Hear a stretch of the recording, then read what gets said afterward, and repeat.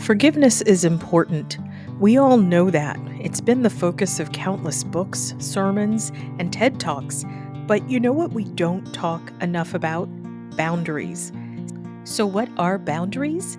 Boundaries are the limits you set to protect yourself, your time, your energy, your mental health, and your sense of self. They help you stay in alignment with your values and define what you will and won't accept from others. And no, boundaries aren't about being cold or distant. They're not walls, they're guidelines. They teach people how to treat you and help you protect yourself. If you're operating from a place of faith, that often means extending grace. But let's be honest, people who mean harm, they can see that grace coming from a mile away, and they're not afraid to manipulate it. And this isn't rare. This is what happens when people compromise their boundaries just to keep the peace. Setting proper boundaries at work, in life, in relationships, it's what keeps us aligned with our values. It's what prevents resentment and bitterness from building. And it's what stops you from staying in the wrong place for too long. I did a Sunday Reflections recently about the cost of staying in the wrong job. This video today is really a build on that one, because if we are honest, we have to admit that in order to stay in the wrong job, in the wrong place, something inside of you has to be compromised first. And it's your boundaries, your standards, your expectations for what you deserve and how you should be treated. When you compromise your boundaries, that's when things start to spiral out of control.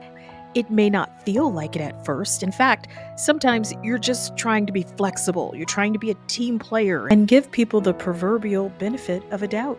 But slowly, over time, you realize that you're not yourself anymore. Let's take Lois Jenson. She was one of the first women to work in a Minnesota iron mine. And what she endured wasn't just inappropriate, it was relentless. The harassment she faced from coworkers went on for over a decade. And during that time, she kept showing up. She kept doing her job, and she kept trying to ignore what was happening. She tried internal complaints, but when you keep pushing past your limits, something gives. And for Lois, it was her health, her mental, her physical health. They deteriorated. She suffered from PTSD. She couldn't work. She couldn't sleep. And eventually, she withdrew completely, not because she was weak, but because she had absorbed too much. She had compromised her boundaries far too long, and her body, it said no more. Susan Baldwin is another case that really stuck with me. Susan had 5 pages of documentation. She had names, dates, witnesses. She did everything a company asks you to do. But when you've spent years enduring mistreatment and being gaslit, something changes. By the time human resources came around with potential solutions, Susan Baldwin couldn't see them as options anymore. She had been dismissed, ignored, minimized for so long that any attempt at resolution felt like a trap.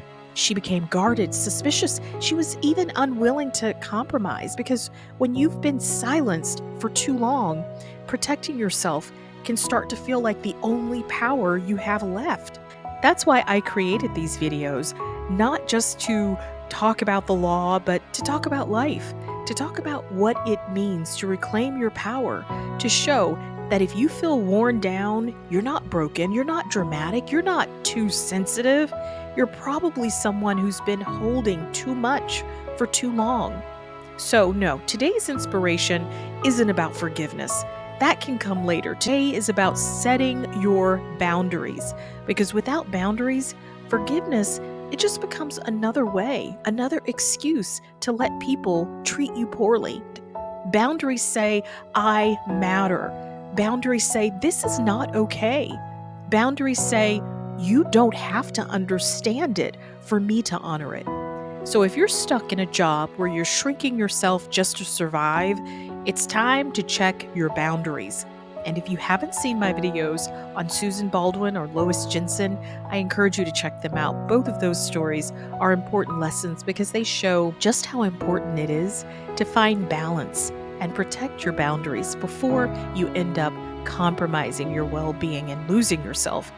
Let me share with you 3 boundaries that I've used at work that I have found have protected me from burnout. The first one is taking PTO without guilt. You don't need a dramatic reason to take time off. Rest is a valid reason. Too often we're made to feel like we have to earn our time away and then apologize for it. But your paid time off is part of your compensation, and taking it is a form of self-care and self-respect. So take that trip, take a break, take a mental health day, and while you're at it, don't check your email. The second boundary that has worked for me is protecting my off hours. Just because you can respond after hours doesn't mean that you should. Creating space between work and home, especially on the weekends or in the evenings, it's important. If you're constantly plugged in, people will start to expect that from you and take advantage of it. So before you know it, your rest time becomes their workspace. So draw the line and then keep it. The next boundary is saying no to work that doesn't belong to me. Here's a hard truth. If you always say yes, people will keep piling things on.